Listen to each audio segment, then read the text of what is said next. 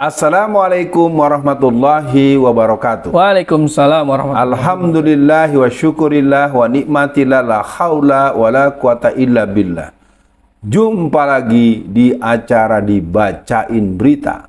Dibacain Berita segera hadir di ruang tayang Anda. Silakan Bung kameramen. Baik, Bung Alfian, ini kabar duka dari sahabat dekat Ustadz Alfian Tanjung, yaitu dari Kompas 1 September 2022. Judulnya, Ustadz Edi Mulyadi dituntut 4 tahun penjara kasus tempat jin buang anak. Nah, Bung Alfian, saya langsung saja tanya nih Bung Alfian. Ustadz Edi ini kan sebetulnya beliau membela warga Kalimantan yang daerahnya ya dihabisi lah ya, hutan-hutannya dihabisi, bahkan jadi banjir parah untuk membangun IKN. Kenapa JPU jadi sangat jahat lah kalau menurut saya kepada Ustadz Edi Mulyadi, Bung Alfian, sampai menuntut selama 4 tahun ini, Bung Alfian? Itu merupakan satu berita umum yang sedang tersebar ya. Artinya ketidakmampuan mereka untuk berjalan di track sebagai fungsi-fungsi yang sudah mereka punya. Nah, maka suasana-suasana yang rapuh ini di lembaga-lembaga hukum itu membuat akhirnya kita tidak paham bahwa seorang Edi Mulyadi posisinya kan sebetulnya memberikan satu penguatan.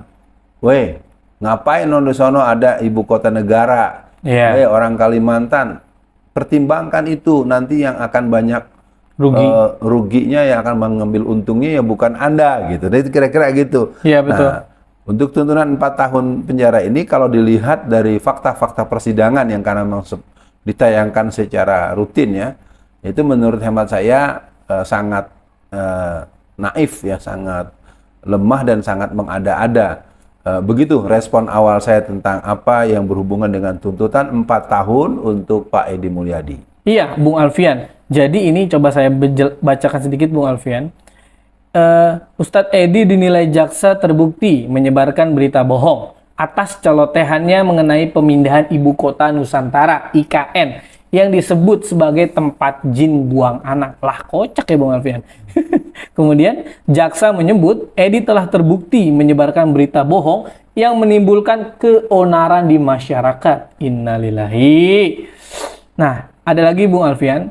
Menurut jaksa, keseluruhan isi dalam tayangan YouTube channel Ustadz Edi merupakan opini pribadi yang diunggah dalam akun atau channel Bang Edi Channel. Jaksa menyebut tema dalam video tersebut telah diubah dari yang seharusnya adalah tolak undang-undang IKN, proyek oligarki yang menyengsarakan rakyat, menjadi tolak pindah ibu kota negara, proyek oligarki merampok uang rakyat. Waduh. Apakah oligarki mengintervensi hukum untuk Ustadz Edi, Bung Alfian? Oligarki tidak intervensi ya, tapi oligarki sudah menjadi negara dalam negara. Bahkan dibilang dia sudah jadi super nation ya, udah ada dalam posisi itu. Dan saya pikir kajian soal oligarki dengan segala sikap dan pola kelakuannya sudah menjadi kemarahan banyak pihak ya. Marah itu ada satu situasi di mana orang melihat ada bentuk-bentuk ketidakpatutan, kekeliruan atau kesalahan yang terus berjalan dan tidak ada yang bisa menegur. Dan ini menjadi satu fakta bahwa oligarki ada di belakang semua tindakan-tindakan kriminalisasi kepada para patriot-patriot bangsa, para ulama, para habaib, dan orang-orang yang mempunyai akal sehat untuk melihat negara ini diurus sesuai dengan ketentuan undang-undang yang berlaku.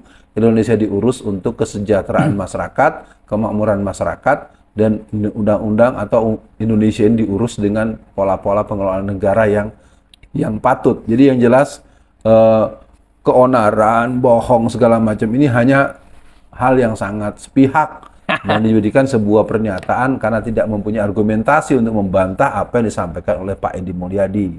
Iya, Bung Alfian, waktu itu Bung Alfian pernah hadir dalam salah satu sidangnya Ustadz Edi Mulyadi.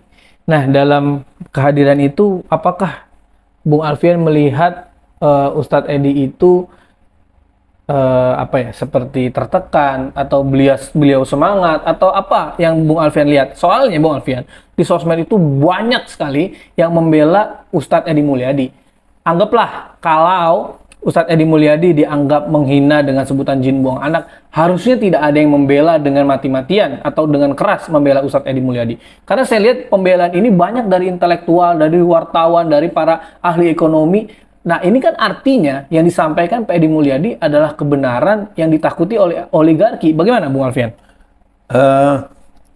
Pernyataan Edi Mulyadi yang lebih populer dengan panggilan Ustadz Edi Mulyadi, itu pernyataan yang dalam segi kultur itu satu hal yang boleh dibilang yang memang kan itu statement bahasa Betawian ya. Ya, saya ini kebetulan bertinggal di Tangerang.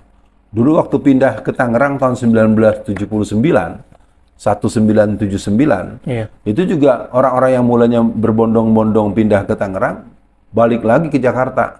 Apa jawab mereka? Gua nggak mau lah tinggal di sana, tempat jin buang anak. Nah itu tidak ada yang ditangkap kok. Iya, sampai sekarang ungkapan itu udah terbukti dan boleh ditanyakan pada orang yang pernah punya proses itu. Nah, adapun pembelaan-pembelaan kepada Ustadz Edi Mulyadi itu merupakan satu fakta bahwa Ustadz Edi Mulyadi kan dia seorang jurnalis senior.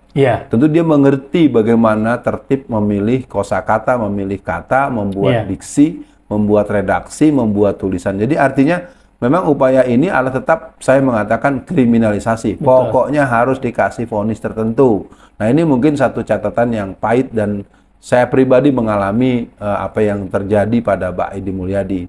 Maka pembelaan-pembelaan tersebut pun akan datang dari saya bahwa Edi Mulyadi tidak bisa diteruskan, dia harus dibebaskan demi hukum dan dia tidak perlu diberi hukuman yang sifatnya berlama-lama. Kalaupun masih diproses, proseslah mungkin nanti Bapak Hakim bisa memberikan vonis yang membuat beliau selesai vonis dilakukan dan beliau bisa pulang bertemu dengan keluarganya. Begitu Bung Kameramen. Iya Bung Alfian. Atas beritanya lagi sedikit Bung Alfian. Atas tuntutan jaksa, Ustadz Edi Mulyadi dan kuasa hukum akan mengajukan nota pembelaan atau pledoi pada Kamis 8 September 2002 mendatang. Nah, Bung Alfian, ya kita sama berharap Ustadz Edi Mulyadi mendapatkan vonis bebas. Nah, apa nih pesan moral Bung Alfian untuk Ustadz Edi Mulyadi khususnya agar tetap semangat melawan kezoliman, dan apa pesan juga Bung Alfian untuk umat untuk terus mengawal sidang Ustadz Edi Mulyadi Bung Alfian agar beliau tetap merasa tidak sendirian Bung Alfian? Sidang tanggal 8 nanti mungkin lebih disebut pembacaan pledoi ya, nota pembelaan ya. Nah, yang jelas saya sangat percaya bahwa timnya akan membuat tulisan yang argumentatif baik secara hukum maupun secara argumentasi perspektif akademis lainnya maupun kepatutan dalam pembuatan tulisan itu.